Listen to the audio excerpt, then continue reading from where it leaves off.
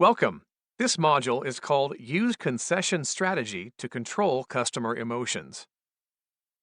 Imagine you're putting a house on the market for sale. Take a moment and decide what price you want for the house. When you have a price in mind, tap Submit.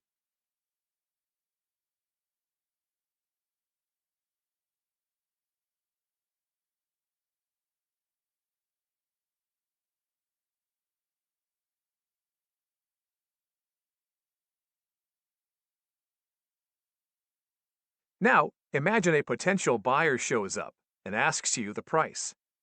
When you give him the price, he enthusiastically shouts, "Deal!" and holds out his hand to shake on it. There was no negotiation. He just immediately accepted your offer. How would you feel? Probably bad, right? Because you should have asked for a higher price. Most sellers would feel bad in that moment. So this time, take your original price and raise it 20%. Again, a potential buyer shows up and asks you the price. When you give her the price, she shouts, "Deal!" and holds out her hand to shake on it. Again, no negotiation. She just quickly accepted your offer. How would you feel? Still bad, because you could have got a higher price, right?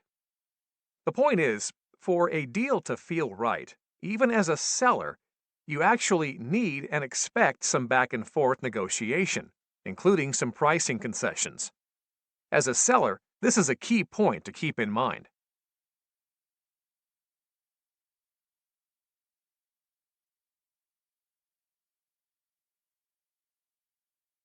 In most sales negotiations, you'll have to make some concessions to get the deal done.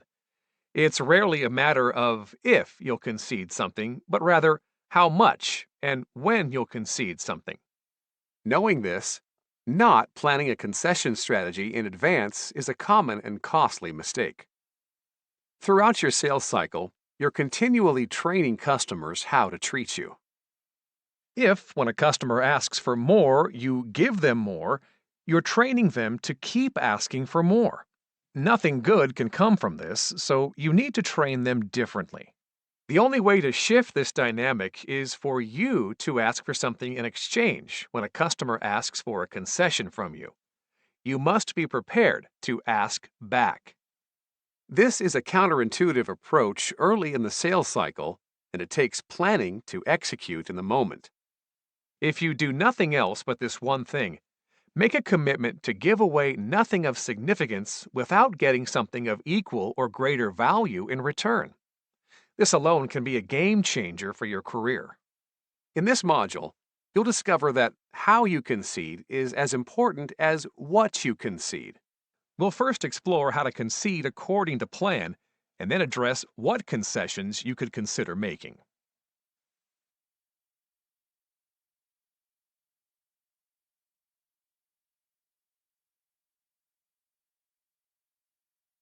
Reframe how you think about concessions to begin viewing them as value-based exchanges. Here are some guidelines that will change the way you think about concessions.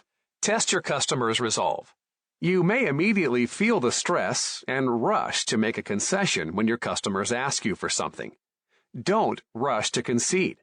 Test their resolve and allow them to ask more than once. If they continue to ask, you can feel confident that they're serious about this. Give and get.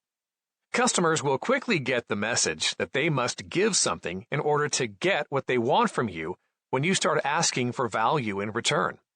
This accomplishes two things. First, you're telling customers that you value your solution enough to not give it away, and additionally, you're sending a message that this is a two-way partnership. Remember, people place little value on something that's free. High value, low cost. When planning the value-based exchanges you can make, the formula is simple. Give away things of high value to your customer, but low cost to you. For example, extending the length of a software trial license may be very valuable to the buyer, but cost the seller little or nothing. How you concede is as important as what you concede. Slow and reluctant beats fast and eager. When you rush to give a customer what she wants, without asking for something in return, she'll think, I could have asked for more. And she will. Again, slow and reluctant beats fast and eager.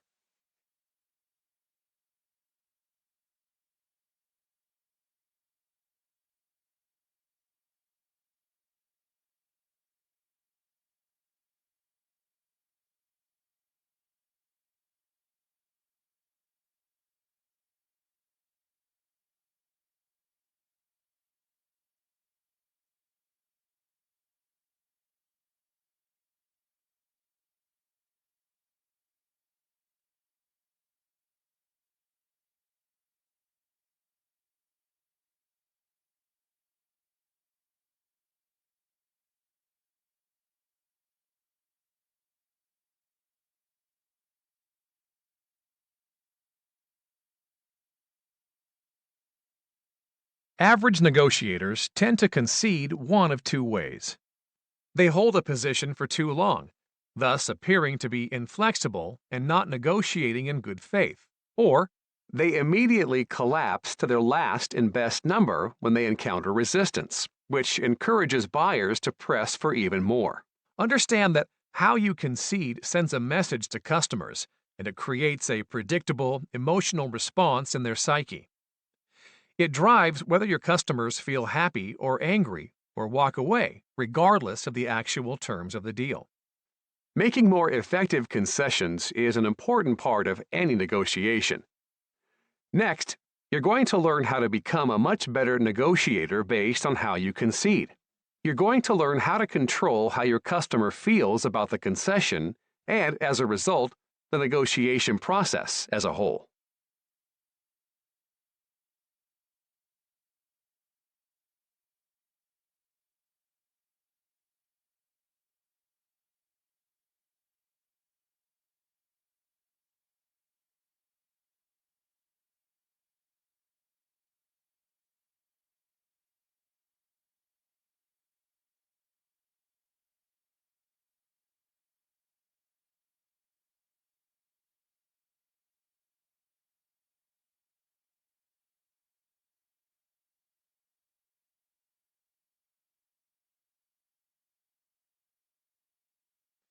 Most concessions fall into one of 5 different patterns. These patterns create predictable, emotional reactions from your customers. To illustrate the power of the patterns, you'll be looking at a 4-round negotiation. That doesn't mean that your negotiations will always have 4 rounds. You could have more rounds or fewer, depending on your circumstances. Also, for the purposes of this exercise, the only negotiable is price. But in a real negotiation, you'll likely have many more negotiables. These are common patterns that you unconsciously follow when you don't plan a concession strategy in advance, contrasted with the best, most effective patterns used by high performers.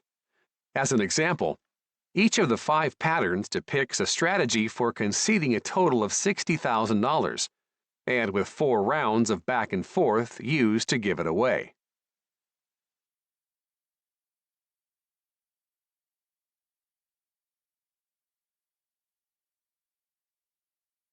Pattern 1 is called the wrecking ball, because you give nothing away for the first 3 rounds and then give everything away at the end. The message this pattern sends is, I'm inflexible and not willing to negotiate. This pattern occurs when salespeople define themselves as tough negotiators and try too hard to dominate the process. The seller holds out for a couple of rounds and doesn't negotiate in good faith. Inevitably, toward the end, when the customer walks away, the desperate salesperson tries to give away the entire $60,000 concession to salvage the deal. This approach breaks trust and can permanently damage the relationship, even if they do end up with the deal. Using this pattern is never recommended.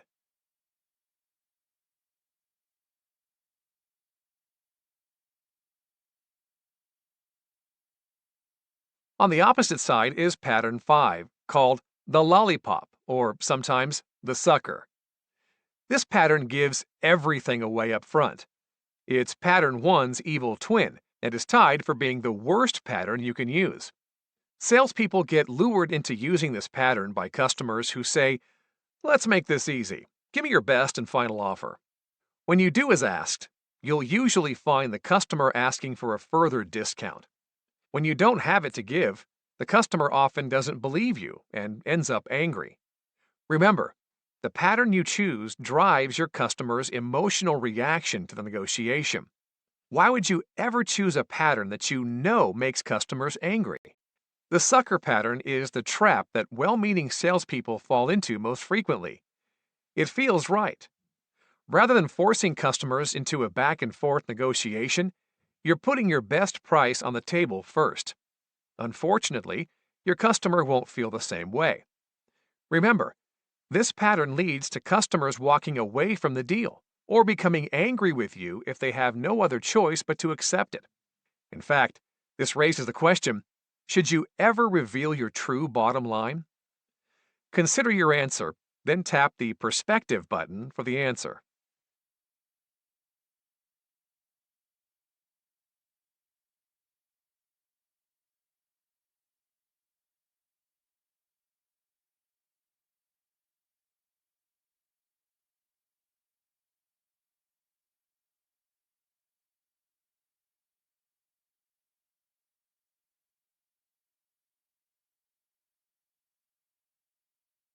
Pattern 2 is called the avalanche because it starts with a small concession that leads to successively larger concessions.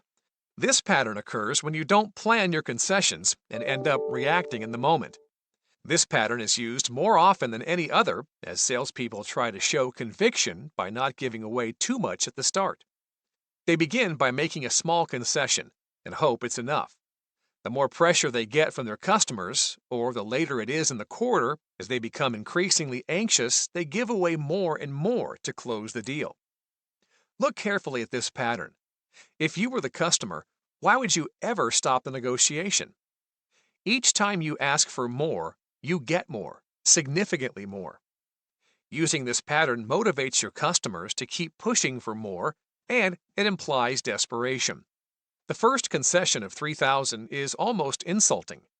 The second concession begs the question, why was your first concession only $3,000? The third concession makes the customer wonder if this is some kind of game. After the fourth concession of $30,000, the customer is probably feeling angry, but they will definitely keep asking for more. That's why this is called the avalanche. In the end, you get buried by it.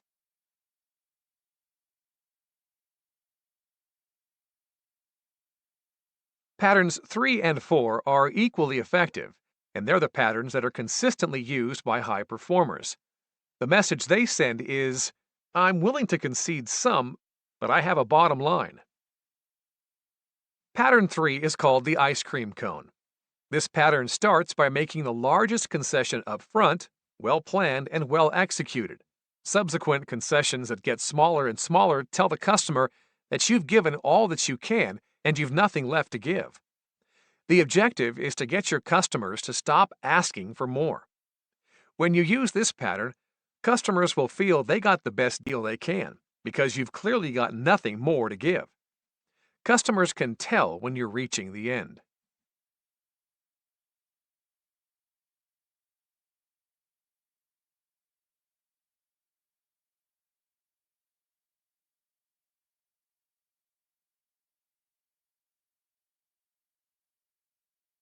Pattern 4 is called the martini. This pattern holds out for one round without giving a concession. Then, it proceeds similar to the ice cream cone. The martini pattern is a bit riskier than the ice cream cone, but the benefits are twofold.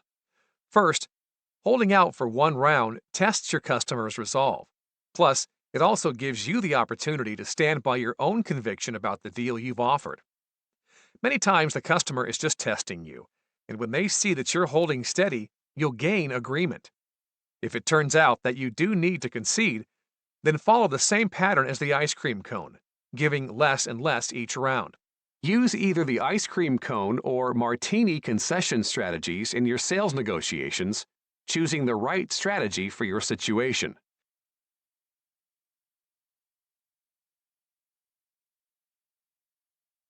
At the end of a negotiation, customers will assess how they feel about the negotiation by asking themselves a series of questions. How satisfied are they with the outcome? Did they feel as though they lost or won the negotiation? Did this negotiation make them feel more or less competent as a negotiator? Did the negotiation build a good foundation for a future relationship with you? When you follow the ice cream cone or martini concession patterns, customers will feel like they can answer all these questions positively, while you will still have met your target price. Remember, even though you may have more or fewer rounds than this example, the important thing is understanding how your chosen pattern will drive your customer's emotional reaction.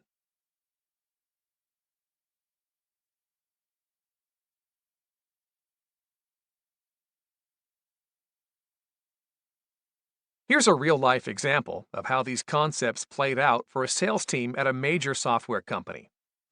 In planning their concession strategy for an important customer negotiation, they realized that the industry norm for such deals typically included free service and training. Knowing this, the team's concession strategy included full list pricing for both service and training, and only a small discount on the software itself. During the final negotiation, the team conceded in steps back to their target, discounted rather than free service, and a limited amount of no-charge training. In exchange for their final concessions, they asked for and received a final customer concession in return. Introductions to potential buyers in 3 other divisions of the customer's company. And they got one additional benefit. Because the customer focused on the costs of service and training, the ultimate discount on the software itself was less than they expected. As you heard earlier, your actual negotiation will likely have more variables than just price, and that leads to another common mistake made in a negotiation.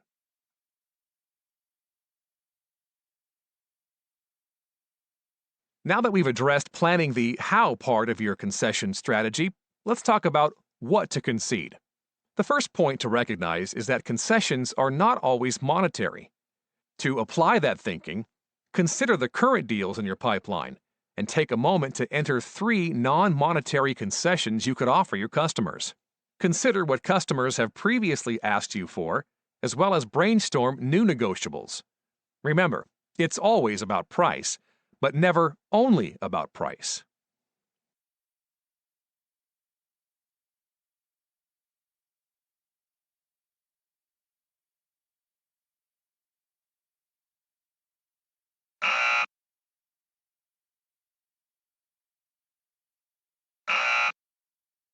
What's the one thing?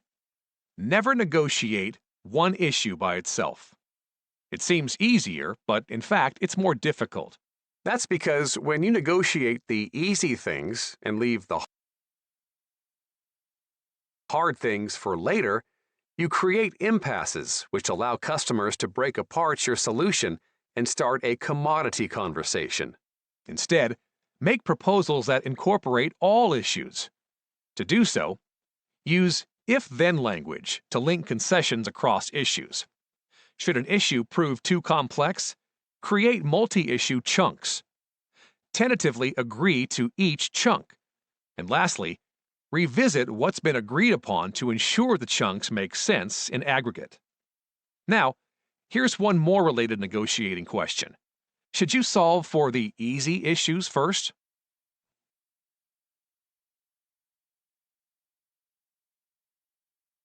Avoid solving the easy issues first. Why? Because the issues that you think are the hard issues, your customer may not. And when you assume an issue is not that valuable to your customer when it actually is, you've given away your leverage to exchange value first. Most importantly, even if you and your customer do agree on the hard issues and solve for them first, you're left with nothing but hard issues to negotiate, and that increases the chances that you'll reach an impasse in your negotiation. Research shows that if you solve the easy issues first, you increase the likelihood that you'll get no deal at all.